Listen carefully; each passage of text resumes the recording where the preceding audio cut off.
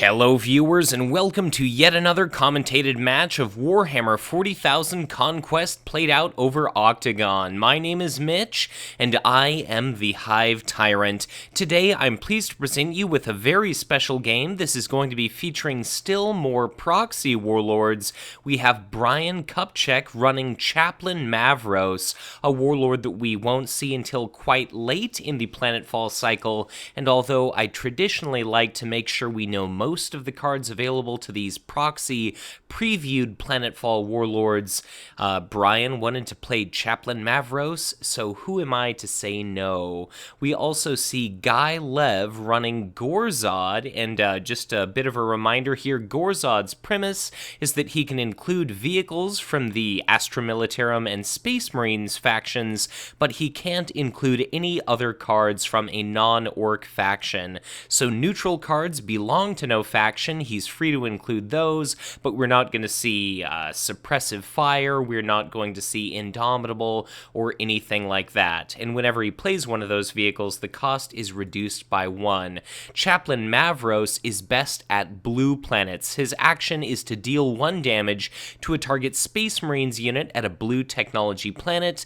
That unit gets +1 attack until the end of the phase, albeit limit twice per phase. Note that it's phase and not round, and it's until the end of the phase as opposed to the end of the combat round there, so pretty potentially powerful. One very powerful combo with this effect is that if we see Blood Angels Veterans put into play, its reaction to prevent 1 point of damage each and every time it's assigned damage can be combined with Chaplain Mavros' ability here, so that during the deploy phase, that's going to be 2 basically free actions for Brian.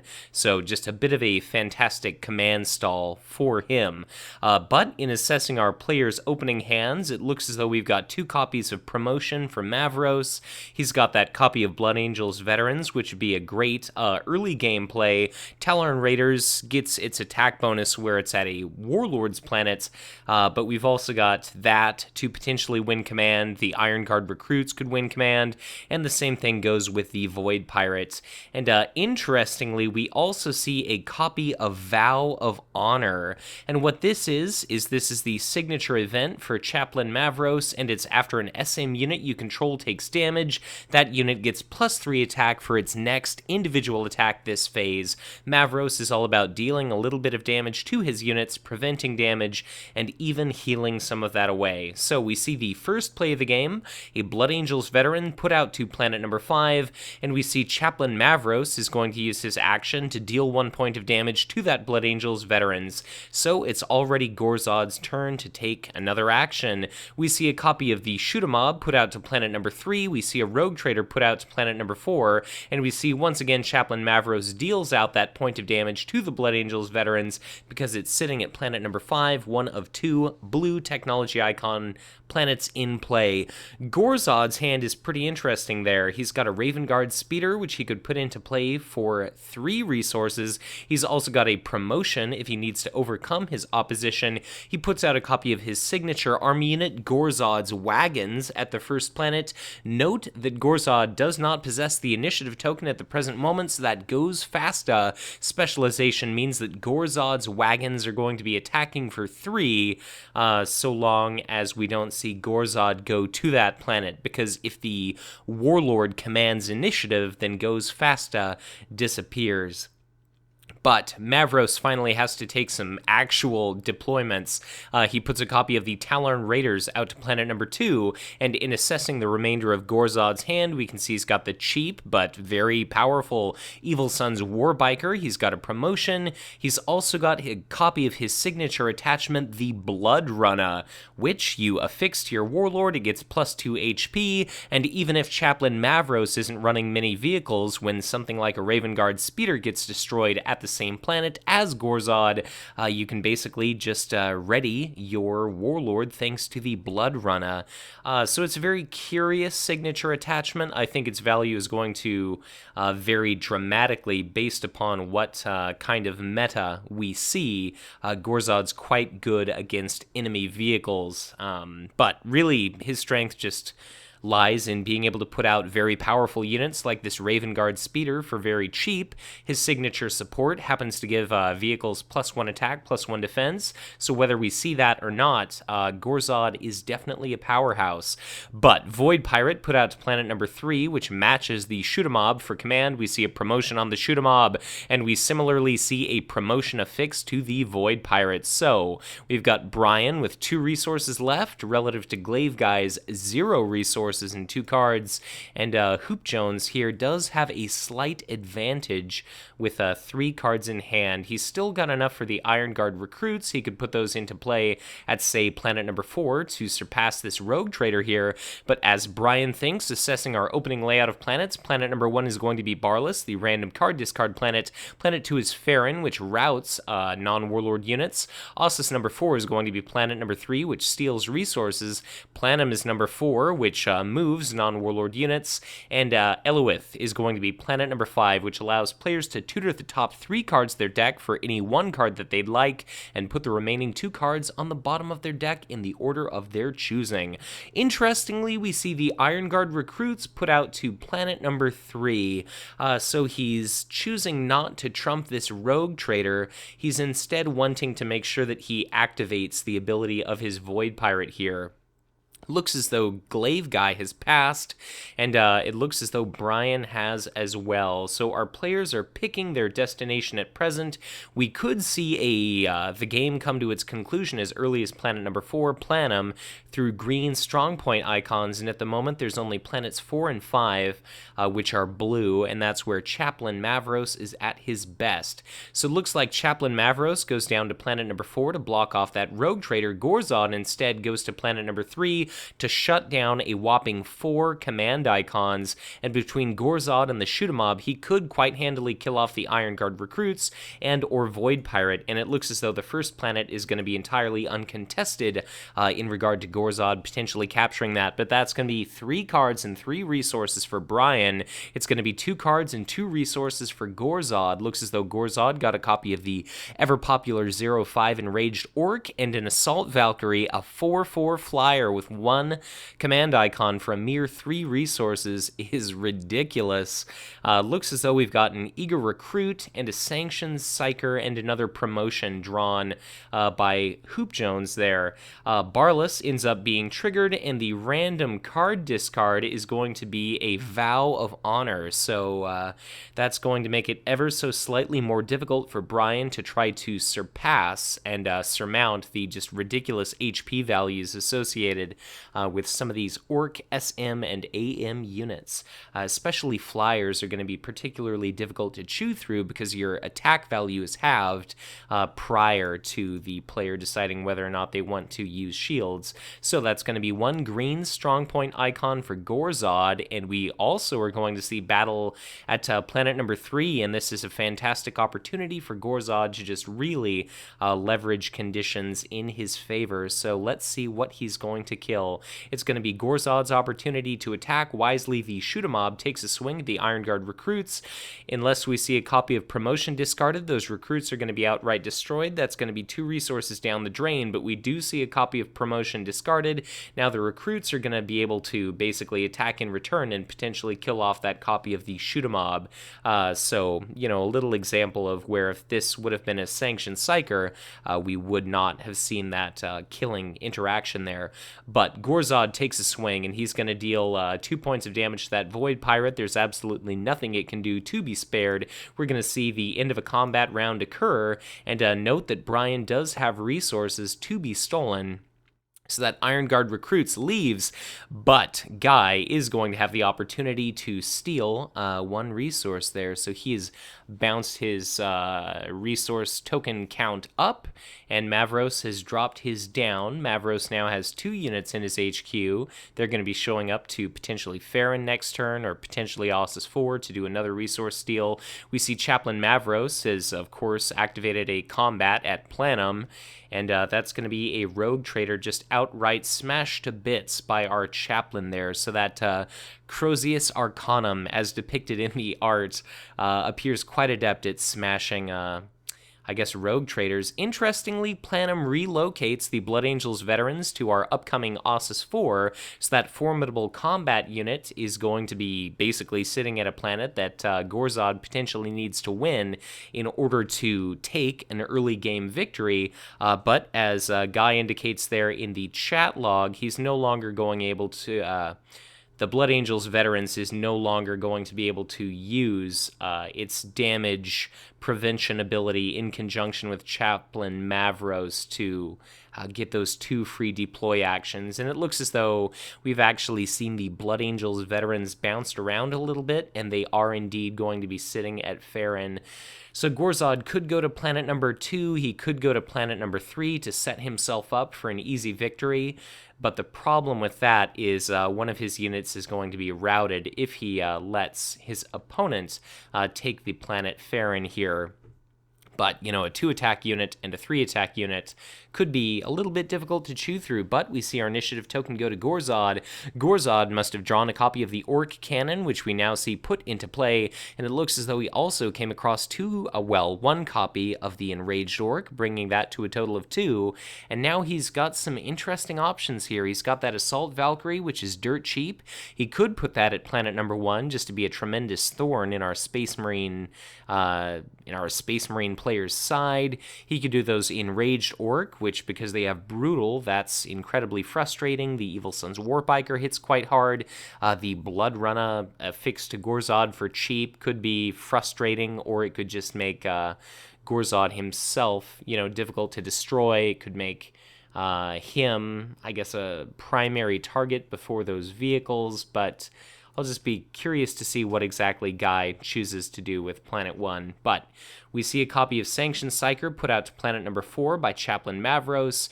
Gorzod instead puts out a copy of Enraged Ork at Ossus 4, which is going to be relevant to his victory condition.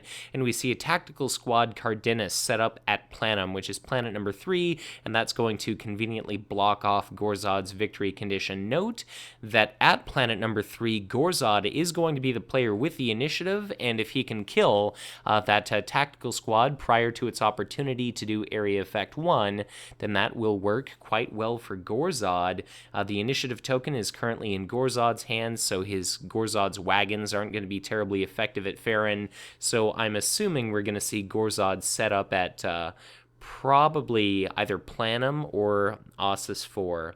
But in any case, we see an Enraged Ork go out to Planum, and I can only imagine that Guy did not want to put out his copy of Assault Valkyrie just to make sure that it's not routed, and therefore enters play exhausted. Interestingly, we see Chaplain Mavros trigger his ability on the Tactical Squad Cardenas. So that's going to be his action. The Tac Squad does take 1 point of damage. It gets +1 attack until the end of the deploy phase. So I guess that was a bit of a gamble on Brian's part. We'll have to see if that bold move pays off, just because that did deploy stall the opponent by 1. And we see a copy of Evil Sun's Warbiker put out to our new 5th planet, which is Iridial, the remove all damage from a target unit planet. And in adjusting my image packs here, I believe my planet cards are a little bit smaller than they used to be, so I'll need to adjust that after this video. But a Void Pirate goes out to planet number 2, and let's see, I believe glaiveguy has at this point passed. He's out of resources, there's no actions he can take, and our Space Marine, really his only remaining play, is potentially a copy of Promotion. He could put that out onto planet number 2 or planet number 3 to ensure that he wins command. It wouldn't be the worst move in the world to affix that to his Void Pirate at planet number 2, just so he's guaranteed to get that 1 resource and 1 card, but considering that Gorzod may indeed end up going to planet number 2, perhaps that may not be the wisest move after all. Mavros is going to want to set himself up. God, I can't really think of the best place to send these Iron Guard recruits. If Mavros shows up, for instance, to planet number 5, the Evil Sun's Warbiker could do a considerable bit of damage to him. Mavros can, of course, deal himself damage at blue planets to make sure that he swings really hard, so he could buff himself up to, say, 4 attack at Iridial, get a swing, potentially kill the Evil Sun's Warbiker, and then heal that damage away, but this 3 shield icon card could potentially cause a little bit of an issue here. So I'm predicting that Mavros might end up actually going to planet number 5 just to get rid of the Evil Sun's Warbiker, but as a much better player than I, looks as though we actually see Chaplain Mavros go to planet number 3 to relocate one of his units, likely this Blood Angels veterans from his HQ to planet number 3. Gorzod dissimilarly goes to planet number 2, has made sense in my mind. Brian gets another just fantastic income. 3 total cards, 3 total resources, 1 card, 2 resources for glaiveguy. We end up actually seeing the signature support for Chaplain Mavros here and the critically important drop pod assault. The Faith and Hatred is the signature support. It's not the most exciting card in the world. It doesn't cost anything. After a unit you control is assigned damage by an attack, you exhaust that support to prevent 1 of that damage. It's pretty simple. It's any support. It could be, a warlord. It could be an army unit, but no reason really not to play it. I'm sure we'll see that hit the board next turn.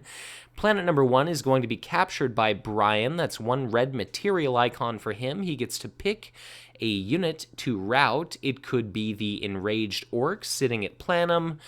He's got quite a few options here.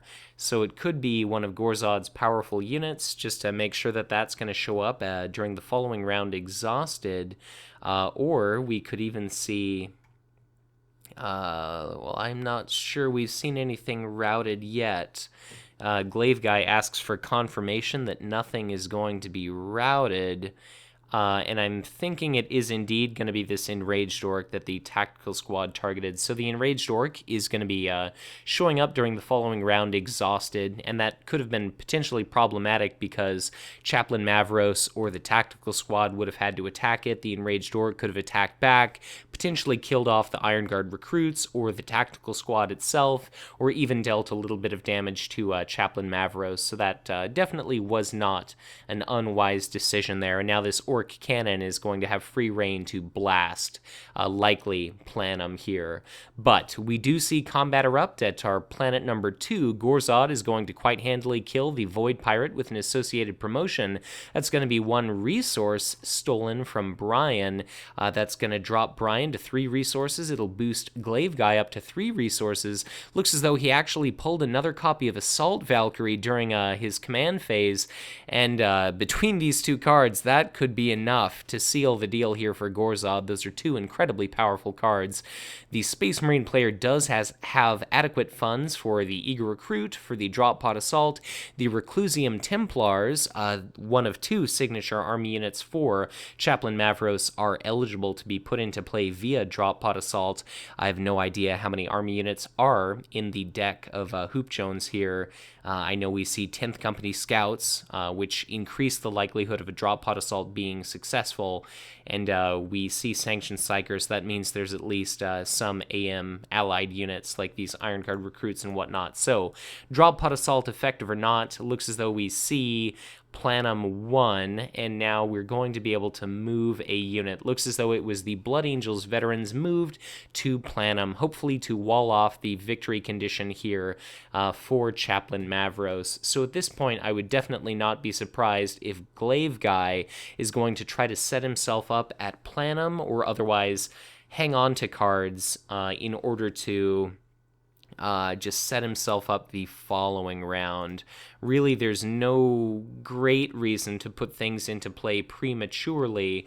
Like if he doesn't have any units at Planum, he can use his Orc Cannon and an additional time to put some damage onto that planet. He ended up drawing a copy of his Daka, which is going to be 1 damage to each unit in play. Looks as though we once again see Chaplain Mavros using up deploy actions by damaging his Blood Angels veterans, which of course their reaction basically blocks that point of damage.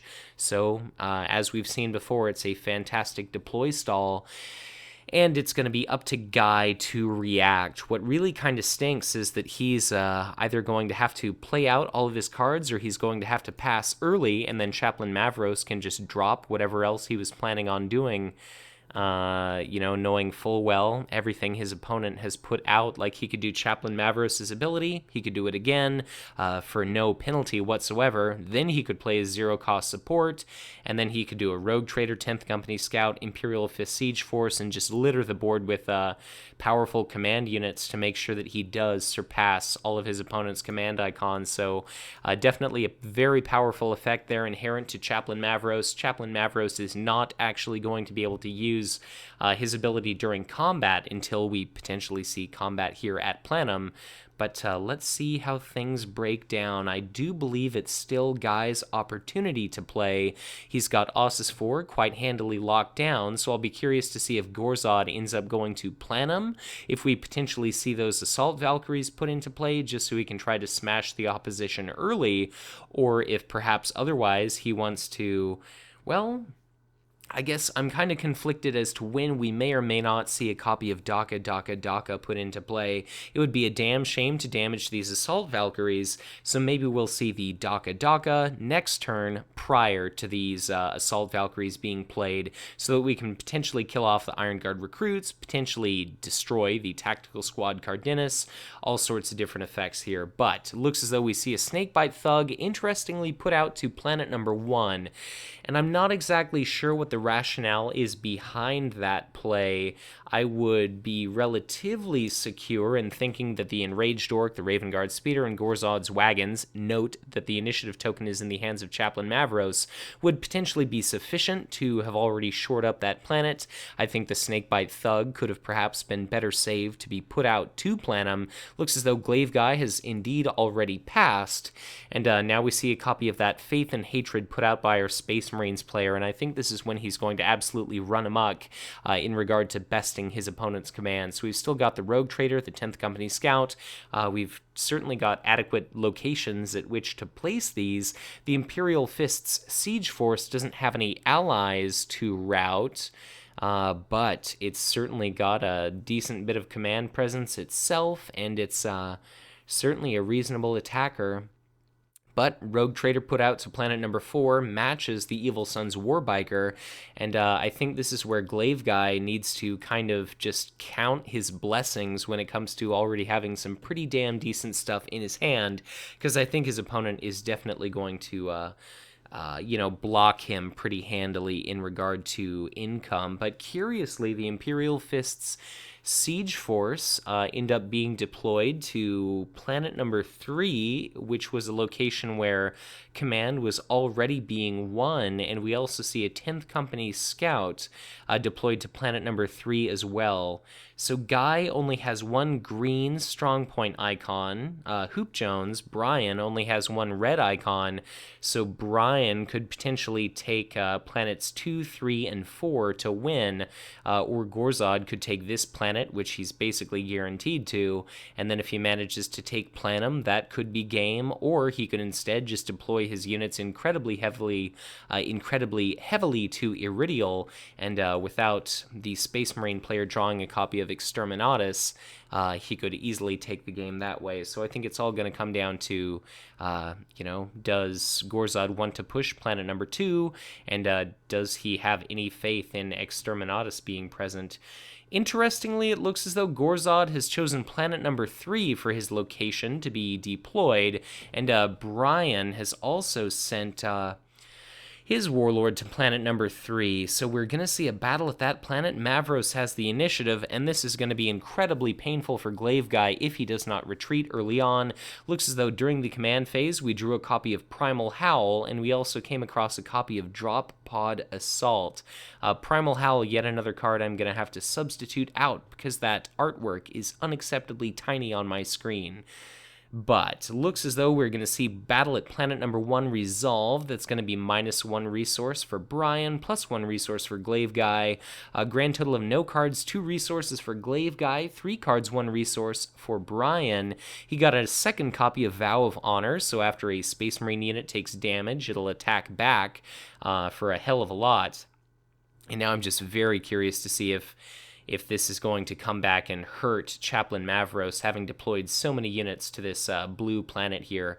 I can only imagine that Gorzod is going to be abandoning the planet at his first available opportunity. Looks as though the Ork cannon is going to fire at planet number 2. That's going to be 1 damage to the enraged Ork. It's now 1/5 unit, 1/4, and the Sanctioned Psyker also takes a single point of damage. Looks as though Chaplain Mavros is going to deal himself 1 point of damage as an action to boost his attack power to 3, and we could see a Vow of Honor played right now to boost it up to an attack power of 6. Looks as though Chaplain Mavros is going to target himself yet again, and we end up seeing this. Well, do we see Faith and Hatred or not? Looks as though we do. Okay, so there we go. He uses the Faith and Hatred quite wisely the first time to prevent that point of damage. Now he damages himself, and then he plays the Vow of Honor. So that is going to boost his attack power to a monumental 7. Thankfully, for Guy's sake, he's got a 3 shield and a 2 shield icon card. So Chaplain Mavros is going to be swinging for 7, which is absolutely incredible. And Brian catches it before I need to type it for him.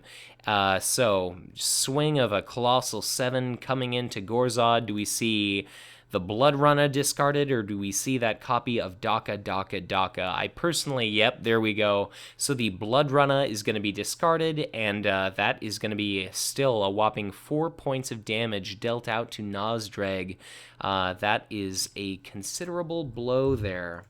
So it's going to now be Gorzod's opportunity to, I can only presume, run away. Otherwise, he's going to be completely blown to bits.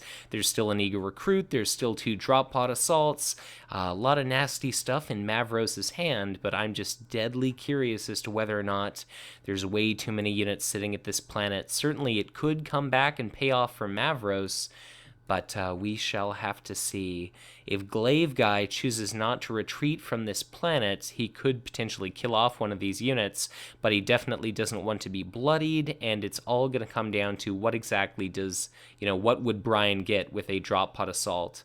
The ability to, say, shield against the 10th Company Scout isn't going to be doing him any good if an Honored Librarian or something bounces out and then bloodies Gorzod. But we do see Gorzod retreat. The Imperial Fist's Siege Force and 10th Company Scout are going to combine their fire to blow apart the enraged Ork. Looks as though the mass capacitive rounds of those bolt guns handily destroy our Orkish comrade there. And that means that Eloith is going to be activated, so Hoop Jones has the opportunity to search the 3 cards of his deck. Let's see what he found.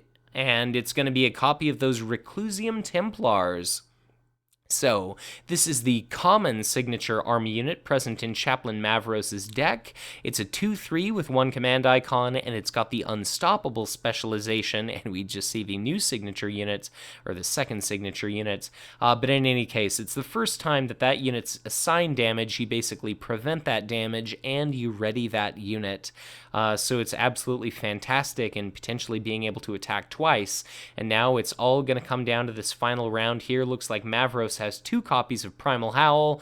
Those are either a tremendous number of cards or they're 2 shields.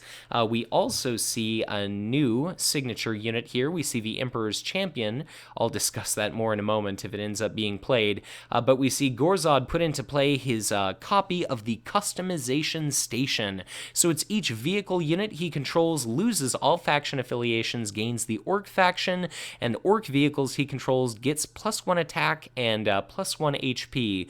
So what a fantastic time to draw this card. The Gorzod's battle wagons are going to get +1/+1, same with the Raven Guard Speeder, and same with these Assault Valkyries. For 3 resources, they're going to be 5/5 units, and fortunately for Guy's sake, he's got an adequate number of resources to play both of them. He's also got a copy of Squigify and Daka, which are 2 shield icon cards, and it looks as though we see the mind of Brian changed. He's not actually actually going to put out these Reclusium Templars. So he indicates that once again he's going to be doing the command stall thing. So Chaplain Mavros is going to be assigning a point of damage to the Blood Angels veterans. They immediately ignore that damage, and now I can only imagine that glaiveguy is going to push his potential advantage here and just put out as many units as possible to our planet number 1, Planum. Really the only issue is he's going to want to destroy perhaps this tactical squad Cardenas as quickly as possible, but I can't see that being too much of an issue. An attack of 5, there's absolutely nothing outside of Indomitable that our Space Marine can do to save this unit. We've already seen 23 cards in the deck of our Space Marine player, and we've yet to see a single copy of Indomitable. There we go, Glaiveguy's trying to be bold. He puts out one of his copies of Assault Valkyrie to the first planet. That's a 5/5 unit with flying for 3 resources. And there's the second copy after we see Chaplain Mavros abuse his ability again, so incredibly nasty effect there. Whether we see it or not, the Emperor's Champion is the second signature army unit for Chaplain Mavros here. It's for 5 resources, it's an elite, it's a 3/6 with 2 command, and its combat action is you basically pick and choose a ready enemy army unit, and they have to be declared an attacker at the next possible opportunity. So you could pick something like a Void Pirate to be attacked with instead of your opponent's Vicious Bloodletter, and since that's a combat action, you need not exhaust the Emperor's Champion to do it, and it's just an absolutely fantastic effect. You could prevent a Warlord from retreating, all sorts of different nasty stuff here. So whether or not Chaplain Mavros goes to planet number 1, he's going to be able to use his ability to potentially augment the attack value of these Blood Angels veterans prior to them taking any damage at all, because he can do that prior to their being declared an attacker when they're still unexhausted. So I'll be curious to see how things go. Looks like Glaiveguy's put out those 2 cards, and now we're currently waiting on our Space Marine. So going into combat, I can only imagine that Mavros is going to go to planet number 1. He'll trigger both Primal Howls to draw a whopping, well, I suppose Primal Howl is maximum 1 copy per round, which is probably good for balance sake. So that's just going to be 3 cards, but another 2 shield icon card. We've got both copies of Drop Pod Assault. That could potentially be Blood Angels veterans. It could be another copy of Reclusium Templars. It could be an Honored Librarian. And we do see those Reclusium Templars put out to the first planet. Note that Faith and Hatred is basically going to prevent 1 point of damage. Mavros himself is still pretty beefy as a 2/5, and I'll be very curious indeed to see where exactly Brian puts out some of his resources here. So if Glaiveguy can win at least 1 resource, he can do a Squigify after, like, let's say this Blood Angels Veterans gets buffed to 5 attack value, he could then Squigify it and set it to be a 1/3 unit for the remainder of the round. So it looks as though both of our players are deciding where exactly they'd like to send their warlords. I can only imagine it's going to be planet number 1 for both. Indeed, I am correct. Oh, how my skills as a conquest predictor have improved. As if there were any doubt in anyone's mind. But it looks as though planet number 1 is going to be won by Mavros, and that's unfortunately going to be no resources for Glaiveguy. We do end up seeing a copy of Indomitable 1 by Chaplain Mavros, and we actually have not seen that Primal Howl activated. So, interestingly, in regard to the round structure sequence, we should have seen that card played by now. In a big structured official setting, the opportunity to do so should have passed, so perhaps he's just holding on to it for guaranteed shields, but as indicated earlier, this is going to be absolutely one hell of a fight. So look at all these 2 shield value cards. We've got 4 2 shield cards and an Indomitable for our Space Marine player and an Eager Recruit. And for Glaiveguy, you know, he doesn't have as powerful cards in hand, but he's got 2 value shield cards, and this is going to be absolutely incredible. how this is going to break down. So we're going to see combat only occur at planet number 1. This is potentially going to be everything on the line. Either Gorzod is going to win at this planet, or Mavros will deal out a sufficient amount of damage to our Space Marine player that Gorzod is basically beaten to the point where he can no longer win. But let's see how this goes. We're going to see an Assault Valkyrie take a swing at that Tactical Squad Cardenas. I can only imagine that we'll see that copy of Indomitable. But let's see here. We've got 1, 2, 3, 4, 5, 6, 7 units in total that will be taking 1 point of damage. glaiveguy indicates use it. You know you wanna. I can only imagine that they're referring to an Indomitable. So maybe glaiveguy is going to reverse psychology his opponent here, but are we going to see the Indomitable or not? Certainly a Space Marine player with 9 cards in hand is likely holding an Indomitable, but what exactly are we going to see? Looks like Brian is enjoying playing coy, but we finally do see that copy of Indomitable there, and that means Hoop Jones now has 3 resources left, and that's going to be 1 fewer drop pod assault that he can put into play. So I'll be curious as to whether or not that ultimately did end up being the right decision, but we're going to see that area effect 1 volley, and that's going to be a grand total of 7 points of damage. Big shame that all of the 3 flying units are going to end up taking 1 point of damage, so that tactical squad being outright destroyed would have been incredibly beneficial for our Gorzod player. But let's see how this is going to break down. We're going to have an opportunity for the Assault Valkyrie to take another swing, or we could see Gorzod himself attack. The trick is that you want to be able to attack with Gorzod prior to his being bloodied, but those shields are really best spent preserving the likes of the Assault Valkyrie and things like that. So we do see Gorzod exhaust to attack, and he's going to choose to try to kill off some of the kind of low-hanging fruit here, the Iron Guard recruits. They're not particularly dangerous, but they're not really going to be able to kill. He's not going to be able to kill much, like the Blood Angels veterans or the Reclusium Templar. Well, I suppose it would have been maybe worth it to hit the Reclusium Templar just to trigger their unstoppable specialization and make sure that they could not actually benefit from that. But in any case, looks as though Faith and Hatred was not triggered, and now it's going to be our Space Marine player's opportunity to take a swing.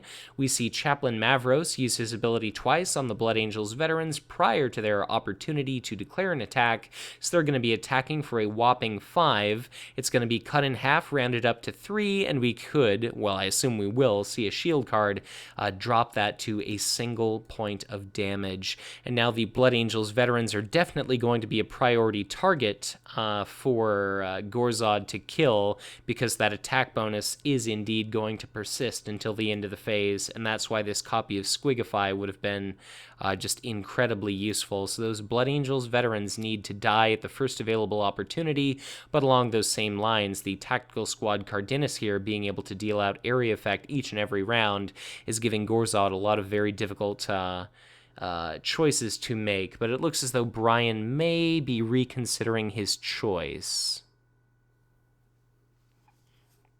So we see Mavros actually, I believe he's targeting himself both times, so Mavros is going to be sitting at, I believe, 4 attack value. Let me just verify with our players. And Mavros is himself going to be taking a swing at the Assault Valkyrie. So 4 divided in 2 is only going to be a grand total of 2, which could be easily shieldable. Okay, so it looks as though he's decided to only increase the attack value up to 3, which is going to be rounded down to 2, so I suppose he's trying to just make get as much efficiency as possible. So 3 rounded down is still going to be rounded up to 2, and the Assault Valkyrie, we see a Squigify discarded as shields so that it takes no damage. But now it's going to be the Assault Valkyrie's opportunity to attack, and what exactly is it going to destroy? I think Tactical Squad Cardenas is definitely going to be a prime target. Chaplain Mavros still has one use of his ability left, and I just can't help but think we're going to want to get rid of that Tactical Squad as quickly as possible. But let's see what Gorzod chooses to take a swing at. We see the Assault Valkyrie exhaust, and they're going to take a swing at the Reclusium Templars, so they're going to be threatening 5 damage, but one of that could be prevented by Faith and Hatred, so that strikes me as a very interesting choice there. But we see Primal Howl discarded as shields, and then we see the Faith and Hatred used, so that's going to only be 2 points of damage dealt to the Reclusium Templars, but, of course, their unstoppable specialization is no longer going to be working there. So let me see. They should have 1 hit point remaining because their unstoppable keyword should have activated. So 5 minus 2 minus 1. And yeah. So let's see here. It's now going to be Chaplain Mavros' opportunity to swing. So, the Reclusium Templars are swinging for 2 at the Assault Valkyrie, which is going to be basically dropped down to 1. So, I can't imagine we'll see a shield card, and that will be an Assault Valkyrie with basically 2 hit points worth of damage on it. So there we see that Assault Valkyrie takes some damage. Now the Blood Angels Veterans is basically going to have an opportunity to attack. Will we see Chaplain Mavros augment its ability or not? So the Blood Angels swing at the already wounded Assault Valkyrie, and it looks as though we're kind of getting confused in regard to our timing. So I believe Brian is using Mavros. Okay, it looks like he's not using it on his Blood Angels Veterans.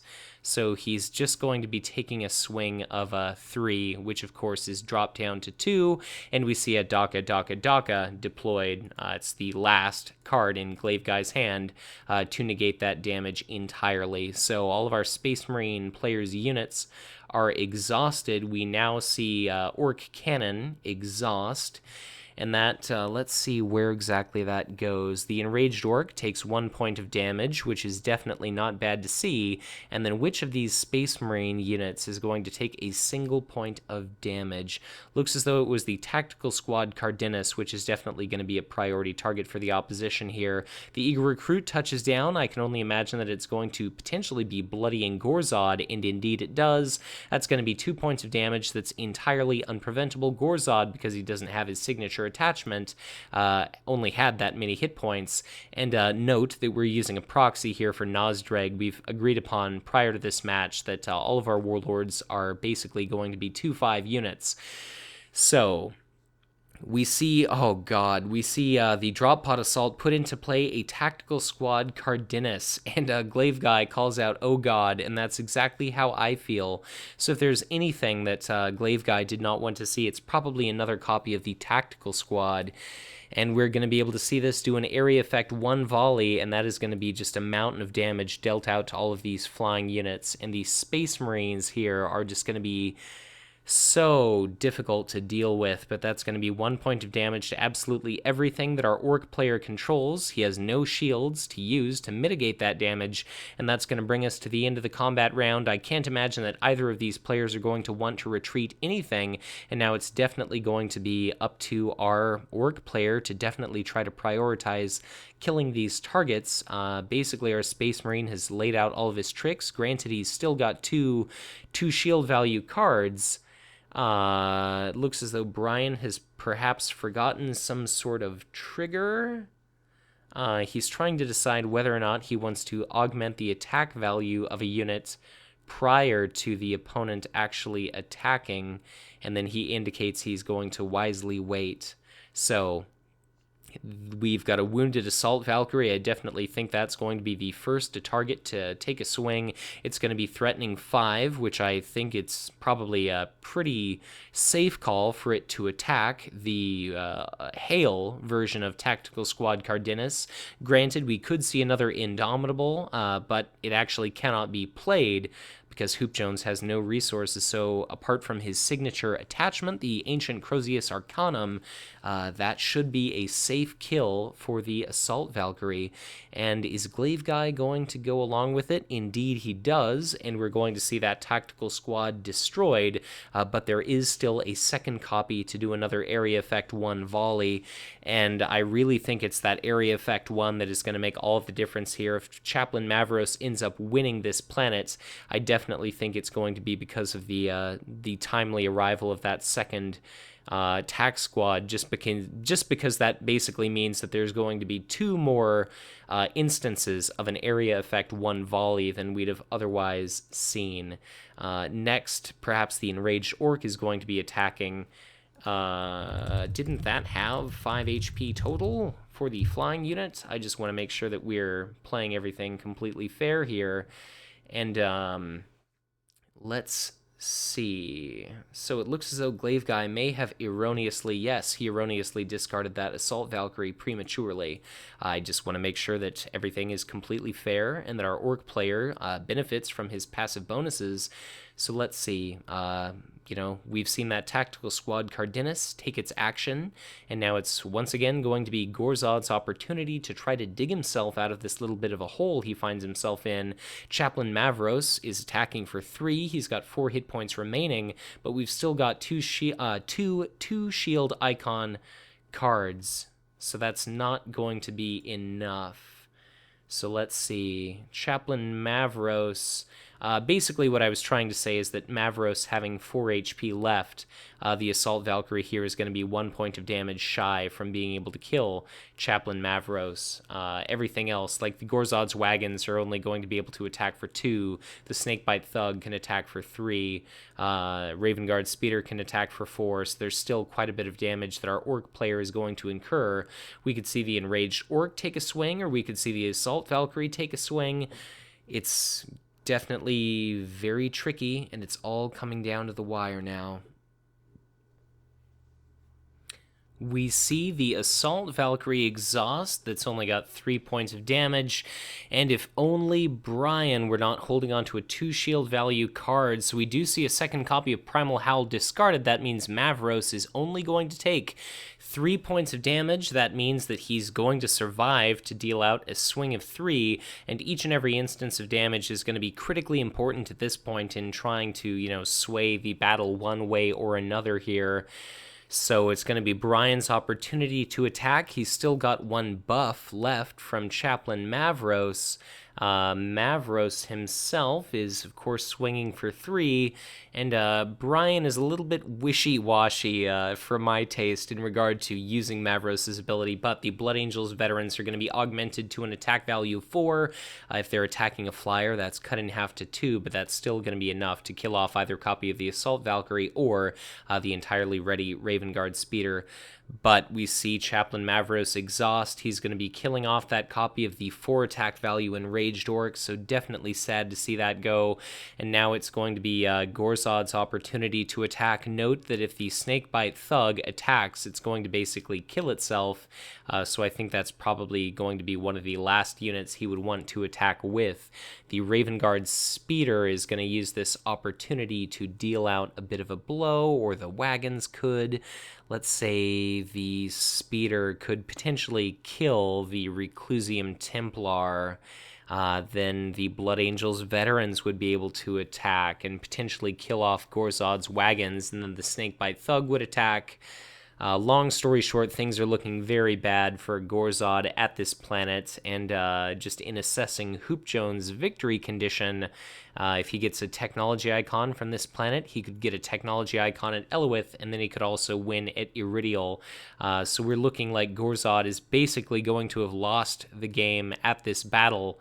But we could easily see, a very long game or a GG called out by glaiveguy. But I suppose let's see how things ultimately do break down. We see the Raven Guard Speeder quite handily destroy that copy of the Reclusium Templars, and we see the Eager Recruit destroy that copy of the Gorzod's wagons. So now it's all going to be up to the Snakebite Thug. It's going to be able to attack for 3, but it will kill itself. Looks as though Brian is calling out that he indicated the wrong attack target. So that's kind of an interesting take back there. He's changed his mind and he's instead targeting one of the Assault Valkyries. So it looks like Gorzod's wagons are actually going to be returning to play, and they're going to be at 3 points of damage. So, a very gentlemanly move from glaiveguy, allowing that take back there after glaiveguy has indicated that he's, of course, not shielding the attack. But in any case, the Assault Valkyrie is outright destroyed, and now it's going to be Gorzod's opportunity to attack once again. He's got the Gorzod's wagons, which we now see exhaust. And what exactly are they going to be attacking? They're going to attack that Tactical Squad Cardenas. Unfortunately, they're only attacking for 2, and we've got that drop pod assault that we see used as shields. That means the Tactical Squad Cardenas is going to be surviving another round. We see the Blood Angels veterans, which I believe they were indeed augmented to 4, but whether it's 3 or 4, it's basically rounded to 2 points of damage. And that's going to be killing off the Assault Valkyrie there. And like I mentioned, things are looking extraordinarily grim for Gorzod.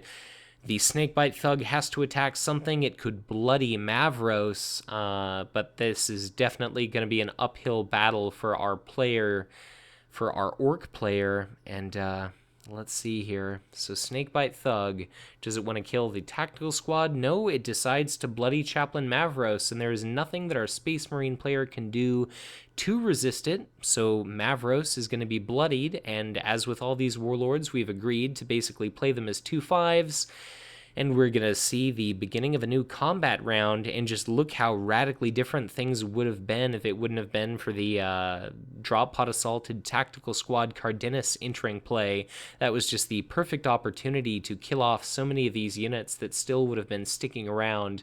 And I just can't help but imagine that this game would have gone radically different had that been the case. But the initiative token is going to be in Gorzod's hands. Note that the game is not going to be ending during this battle, and we'll have to see if Gorzod can potentially pull it out for himself. If he's able to do something like win the game at Iridial and command a green strongpoint icon, then that could potentially do it for him. The only trick is that Mavros and Gorzod are, of course, both bloodied. But Gorzod opts to stay with both units, which is kind of an interesting choice. I'd have imagined that he maybe wants to just stick around with one unit, and he's asking, yes, can he revise that? So in my mind, it only makes sense for him to, keep one unit present at the planet, and why not the lower value unit, the Gorzod's wagons? So gentlemanly move earlier from glaiveguy, allowing that target change, and a very gentlemanly move by Brian to afford Gorzod the opportunity to change his mind in regard to retreating. So we see the Tactical Squad Cardenas finally destroyed. We also see the copy of Gorzod's wagons destroyed. That's going to be Planum captured, and that's going to be a unit relocated. So I could see the Blood Angels veterans going to likely, I think Iridial would probably be the best choice for them to go. And indeed, that is where they end up. So that's going to be all of our combat phase this round. We're going to go to our HQ. That's going to be 2 cards and 4 resources for both of our players. Note that Mavros' HQ is now somewhat, it's not full of units, but there is one Eager Recruit sitting in there. And in regard to just draws, we see a copy of Hostile Environment Gear in 10th Company Scout for our Space Marine. He's still got a copy of the Emperor's Champion, but not enough resources to play it. And for glaiveguy, I don't really think he was hoping to see some of these, but we've got a copy of the Rogue Trader and an Enraged Orc. I definitely think glaiveguy would want to draw an additional copy of his Assault Valkyrie or any other kind of units like that. But let's see. We see a 10th Company Scout put out by Brian to planet number 2. So he's definitely going to have to shore up that planet. We see a Rogue Trader played by glaiveguy to planet number 3. And now it's going to be back to Brian. We see Talarn Raiders put to planet number 3, so that's going to match the command presence of that Rogue Trader. And is Guy going to put out his copy of Enraged Orc to planet number 2, or is he simply going to hold it? We see Guy put out his copy of Enraged Orc to planet number 2, and that's going to be all of his cards. He's not going to be winning command, likely at any of these planets. I can only imagine that Gorzod might end up going to possibly planet number 3, possibly planet number 2, but I'll be very curious to see.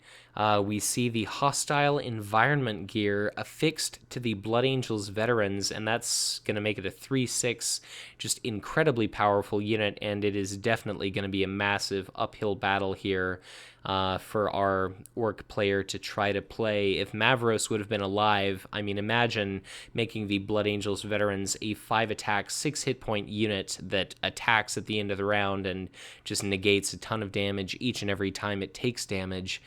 Just an incredibly powerful effect there. So both of our players have finally passed. It's time for our command phase, and where are our warlords going to go? Looks like Gorzod chooses to go to the first planet. That's a very interesting choice there. I suppose he will actually win command at that planet, draw another couple cards, and he'll be able to use his combat action in order to retreat as his first action. So that was actually pretty clever, I think, on glaiveguy's part. And then for Hoop Jones, we see 1 card and 2 resources, but he ends up with another copy of Blood Angels Veterans, which is an incredibly nasty card and something that could definitely help make a big bit of difference for him. Gorzod's Wagons and Steel Legion Chimera are what glaiveguy ended up with. The Wagons are going to be getting a bonus from Customization Station. The Steel Legion Chimera is going to cost 3. It will get a bonus. It'll become a 3/5 unit, but it's not going to get its cost reduction because Gorzod is currently bloodied. But we're going to see a combat occurring at planet number 1, and I can only imagine that Gorzod is going to be using his action to retreat. He got his cards. He got what he went to that planet for. And now I'll just be very curious to see how exactly the battle at Iridial plans out. The Enraged Orc here is very stubborn, very frustrating. I suppose our Space Marine player could use his first action to kill off the Evil Sun's Warbiker. Then the Enraged Orc would be attacking for 0. Glaiveguy was not fortunate enough to draw into any shields. But let's see how it breaks down. I can only imagine that Gorzod is going to be retreating.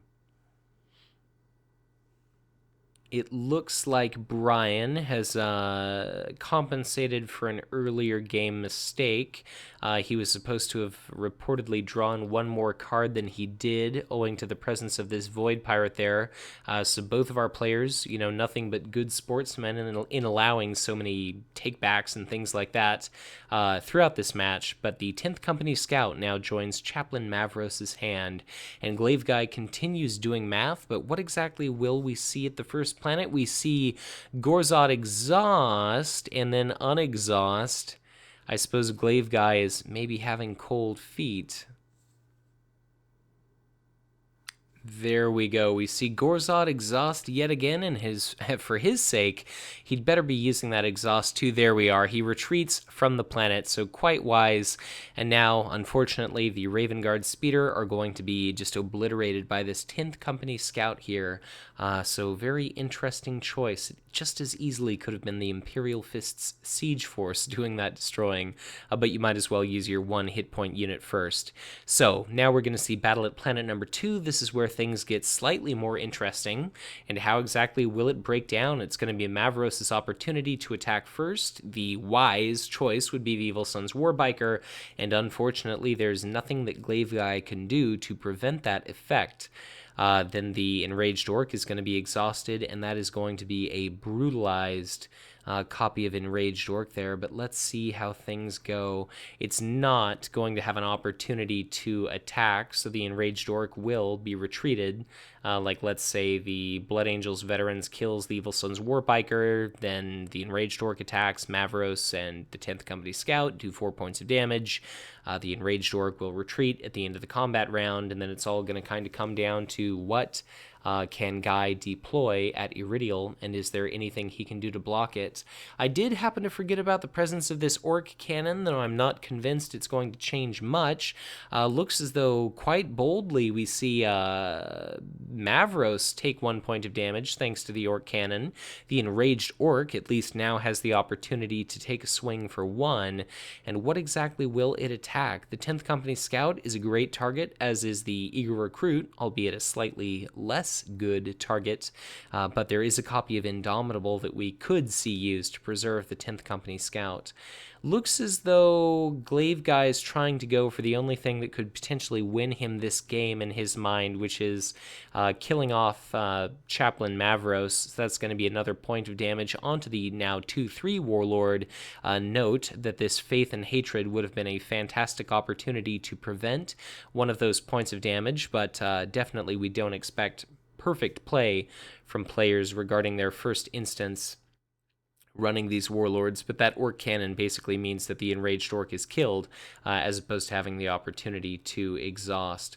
But, it definitely doesn't matter, I guess. Just like glaiveguy forgot about Iridial, I too forgot about Iridial, so I suppose the Faith and Hatred is just fine to not be exhausted. So that's going to bring us to the end of the round. We see yet another HQ phase. That's going to be 2 copies of Rogue Trader for Hoop Jones. I'm sure he'd have much rather seen something else. He's got 6 resources, so I can only imagine we'll end up seeing a copy of the Emperor's Champion put out into play. That'll still leave him 1 resource for Indomitable, and that's a pretty powerful unit to drop onto a planet here. glaiveguy puts a copy of Orc Cannon into play, and that means he's only going to have enough resources for 2 out of these 3 units, and unfortunately for him, he does have the initiative token, so I suppose he opted to do an Orc Cannon beyond a copy of Gorzod's Wagons. So I feel as though that was probably a mistake, putting one of those Orc Cannons out, but we'll have to see. It's definitely going to be an uphill, if not impossible, battle for him to try to deal with, but now we see the Emperor's Champion put into play at planet number 1. That's something very unique to the Black Templars chapter of Space Marines. I believe there's only 1 champion in the entire chapter, and we do see a copy of the signature Gorzod's Wagons put out to planet number 1. So it's going to be the opportunity here for Hoop Jones to either play some of his Rogue Traders or 10th Company Scouts, or just save his resources for effects like Indomitable. But I suppose you might as well just have another unit present at the planet. It's going to be generating the same resource that he invested in it.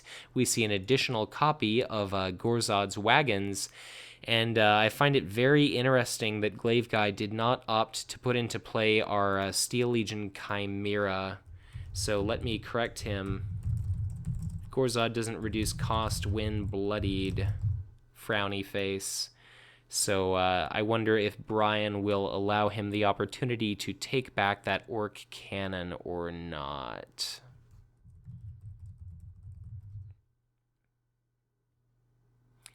All right, so the gentleman train continues, and Brian has agreed that, the Orc Cannon can be taken back just so that glaiveguy has an exact number of resources with which to put out his Steel Legion Chimera. I can only imagine that Mavros is thinking that he likely has this in the bag, but definitely a complete, stand-up act for allowing glaiveguy to take that action back. And really throughout the course of this entire game, both of our players have been fantastic sportsmen. So I can only imagine that, well, I'm predicting Gorzod will probably actually go to planet number 2, and Chaplain Mavros is going to be going to planet number 1. Yep, so there we go. Gorzod's going to go to planet number 2. That's going to be 2 resources for him, denying the same, and a card for his opponent. But certainly resources aren't going to be doing glaiveguy any good during our upcoming combat here. So let's see. Hoop Jones is going to be getting a grand total of, it looks like, just 1 card and 2 resources at this planet. Something very important to keep in mind, which glaiveguy basically indicates right now, is that because even though Gorzod has the initiative token, because Mavros is the only warlord present at planet number 1, that means Gorzod's wagons do activate their Goes Fasta specialization. So they're basically 4/4 units, albeit they're not flying, and then this Steel Legion Chimera is going to be a 3/5, but its reaction does not affect friendly vehicles, so it's not going to be doing anything here. So the Space Marine player, things are definitely looking good for him, but he's going to have a lot to chew through, most definitely. So combat is going to break out here at Iridial, and what exactly do we see but a Blood Angels Veterans exhaust to take a swing at Gorzod's wagons. So that is going to be a what? Alright, so that was slightly confusing, but it looks as though Brian forgot about his Rogue Trader resource bonuses. Video fraught with mistakes very much, but I definitely hope you accept my humble apologies. The Blood Angels Veterans does indeed take a swing at Gorzod's wagons to deal it 3 points of damage. And then the Emperor's Champion is going to be using its action to target the Hail version of Gorzod's wagons. So it basically has to attack the Emperor's Champion with its next available action. That means it's going to take 4 points of damage. And now basically our Space Marine player is going to have a free opportunity to kill off the Gorzod's wagons here, just because all he has to do is 1 point of damage. So we... okay, there I guess the Blood Angels Veterans had not left themselves exhausted. Okay, so a bit of confusion there thanks to all the arrows, but the Emperor's Champion takes a swing and kills off that already wounded copy of the Gorzod's wagons, and then Steel Legion Chimera takes a swing for 3 at the Emperor's Champion. Note that its ability is limit once per combat round, not per round or per phase, and we do see the copy of Indomitable used, and that's going to preserve the life of the Emperor's Champion. We see a 10th Company Scout take a swing of 2. Gorzod is entirely out of shield cards. That's going to be 2 points of damage dealt out to Gorzod's wagons. The Eager Recruit finishes the fight there. We see Chaplain Mavros do 2 points of damage onto the Steel Legion Chimera. We're going to see the end of a combat round here, and then it's going to be the action of our Space Marine player, and whether it's the Emperor's Champion or whether it's the Blood Angels Veterans, they're going to be able to kill off that copy of the Steel Legion Chimera. And as soon as that happens, that means the battle is going to conclude, and that's going to be a blue technology icon for Brian, and that means that the victory is going to go to Chaplain Mavros.